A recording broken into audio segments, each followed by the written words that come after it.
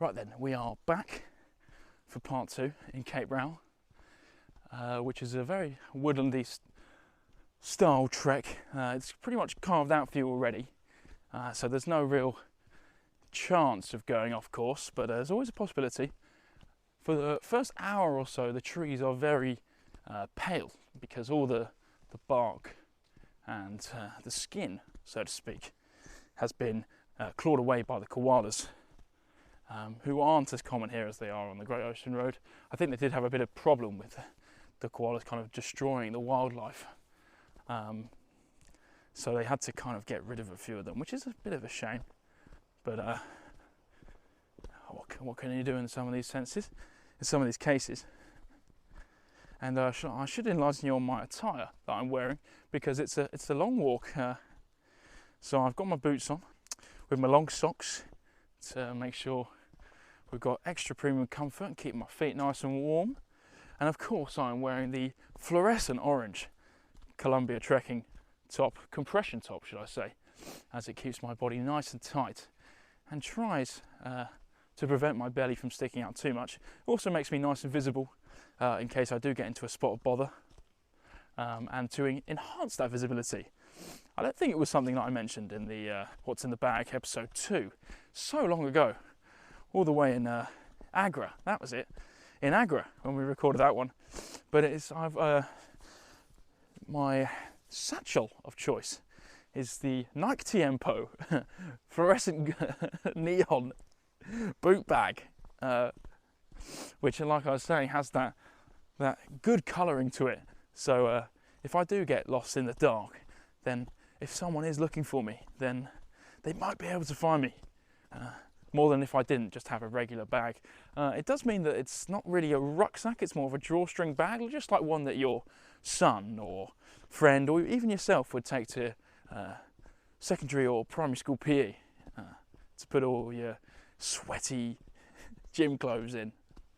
It doesn't really have that smell to it yet, but it might acquire it over the period of time. So that's the attire. So really I think I'm in a way prepared for this trek. I don't think it's got... I was reading a few descriptions and saying, some people saying it was quite difficult, but so far I think as long as this terrain remains sturdy, we should be okay.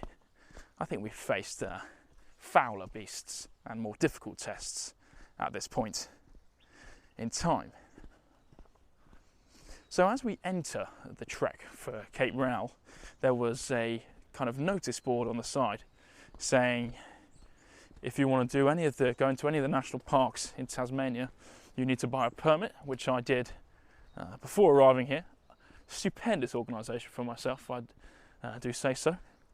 That comes to about 85 Australian dollars, so about £43, to visit every single national park for up to 8 weeks, I believe. So I think you're getting your money's worth there. It's the only kind of fee that I've paid so far for something like that, but I think in terms of conservation, it is necessary. So, like I was saying, there's a clipboard where you kind of sign in to the start of the trek, and then you can see what other people on the day are in the national park as well. I think I was counting, probably only about 25 people have entered today. The time is currently 12:30, and the trek to the top is an estimation of 5 hours, although I think it's going to be a lot less than that. I think they always overcompensate for people just to make sure they give themselves enough time so they don't get stranded in the dark. But yeah, so I think this clipboard, and then you have to sign it off when you return out. It's a good way for the rangers to see who is missing and who's not. Everyone was putting their Australian postcodes down, and I just put UK, because we've got to make our mark wherever we go. And then upon entering, it was actually quite surreal. I haven't yet put in any music or headphones. I'm just trying to absorb the environment. And within about 5 minutes or so, I saw a few pieces of small wildlife on the ground, just hopping about. And I really need to know what the name of this animal is. I want to say it's a wombat, but I might be incredibly wrong. It's got a little hop to it, but it's a lot smaller than a kangaroo. I don't know if it's a rodent, but it had almost like a long snout, and it was a dark brown colour. A few of them together, but that was fascinating at start. We've seen some parakeets of a bright green and yellow colour, and not as common as the deeper I'm going into the woodlands, but at the start the bird noises were very soothing to the ear. But as we've got a bit more time for this second part episode, I can inform you a bit about solo travelling and maybe some of the differences between that when you're in a pair. Well, let's think about the pros first of all, because pessimism always comes last, or maybe it's just a constant throughout. As we come to a little viewpoint, just a nice little rabbit hole where you can see the ocean and the cliff front from. Very nice indeed. So yeah, travelling in a pair, or was I going to say soloing? Oh, we'll do a bit of both. Travelling in a pair, so far Nick and I have done almost 5 months travelling together, which is pretty crazy. I mean, it's a long time to spend with one person, and at times, I wouldn't say tempers flare, but differences occur.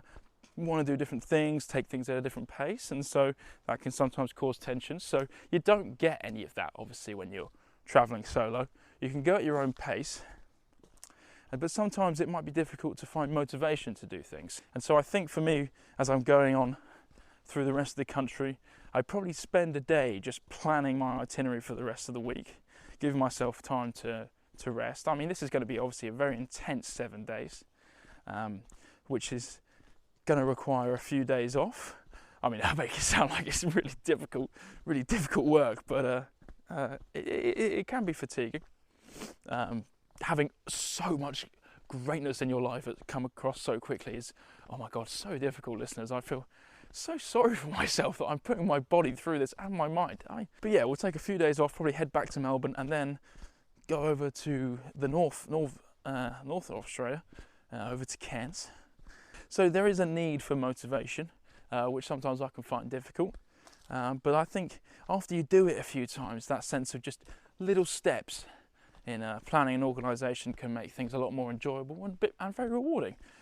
So I'm excited to keep feeling that kind of buzz. Alongside solo travel comes a lot of isolation, a lot of time to be with yourself, and that takes experience to kind of not master, but to understand what you're going to feel like, how you're going to react to it. Lots of people get very lonely, so I think you just need to appreciate the fact that it might not be what you think it's going to be at first, but it's all about the experience, and you'll spend a lot of time in your life alone, as sad as it sounds, but by yourself. So at least doing things that are cool and finding what you enjoy doing whilst you're alone is a big plus. And I also think, from what I've seen of solo travellers, lots of them find it easier to meet other solo travellers who are probably more common than big groups or in pairs like Nick and I were, which is nice because everyone's in the same boat, and maybe you're not looking to make friends, and sometimes that's probably the time where you will, because I think you can tell when travellers come across and they're trying really hard to be friendly and stuff, and that can almost act as a deterrent towards other people. So just being yourself and not trying too hard might get you further than doing the opposite and trying to be someone that you're not, although that works for a lot of people. But yeah, the things I'll miss. I mean, this is all, obviously, if Nick moves to Brisbane and doesn't cancel his flight, he has got the option to do that. And someone miraculously comes back to him and says that, we found work for you, stay where you are. But at this current point, that seems unlikely. But obviously, the luxury of being in a pair is that someone can sometimes, or maybe for my case, quite often, take the reins of organisation or give you things to do. And sometimes experiences are better enjoyed in a pair, just like the ABC trek was for us too. It was very rewarding to do that as well with one of your closest friends. It's an amazing experience. But it'll be nice to see after a few weeks or so what the main contrasts are like. This is all kind of speculation for me and from what I've heard from other people. Everyone's experience is always different, so we'll see, but I'm excited.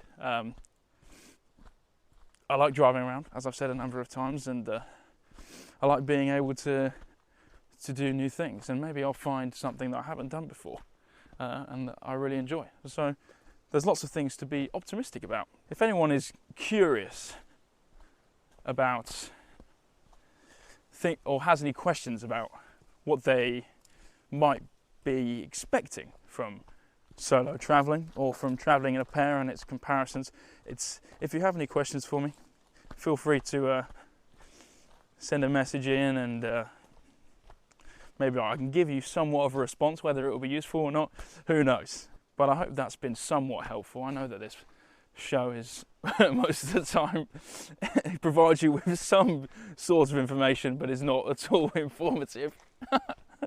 Or maybe it is a transparent, honest opinion. If Nick thinks something is shit, he's going to tell you it's shit, which is fair enough. So just a few closing remarks as we come to the end of this double header. First of all, whilst I was driving today, I was almost taken aback by some of the scenery as I was coasting through the very finely laid out trek of Tasmania. Where the roads are very, very smooth, which is very enjoyable.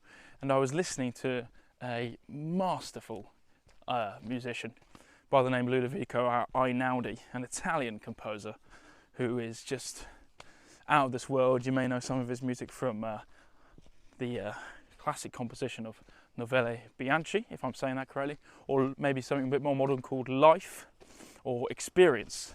A few things which they're all kind of, they're euphoric in a sense. And I was listening to a more recent album that he put out called 7 Days Walking. I felt like it resembled a lot with what I'm doing, where each day of Einaudi's walk he does the same route but records a series of tracks for each day and almost creates them in a way, wow, that's pretty fantastic. And he kind of manipulates them in a way where each track is incredibly similar but has these little differences, and you can go through day by day and listen to almost the same tune, but from each time he does the same walk, and it's very true to real life. Each time he does the same walk, he just notices things that he wouldn't have noticed last time, and you can tell that in the music. And I was listening to one of the compositions called Day 3 of 7 Days Walking, and it's just an absolutely magnificent composition, and it goes really well whenever you're outside and you're on the move, you're going at it hard, and you just hear this fucking crescendo of instruments come together to create this beautiful piece of music. So I'd highly recommend that track to anyone who is curious. The track is called Day 3, The Path of the Fossils. So that's probably my favourite one, and seeing the differences in the different days is quite remarkable after you've listened to it to a few times. So my closing music remark, I have quite an eclectic taste and go through a lot of music as I have a lot of spare time at the moment, so usually my suggestions are pretty good. But other than that, folks, I think we're going to wrap up this double header. I hope you've enjoyed listening to me as I walk. I know it's not for everyone, but there's more of this to come. Unfortunately, we're going to turn into a one-man band. But you never know. You might learn a few things or two from the multimedia journalism graduate. But for now, thanks for listening, folks. Grandma Jill, if you're listening to this, I love you very much.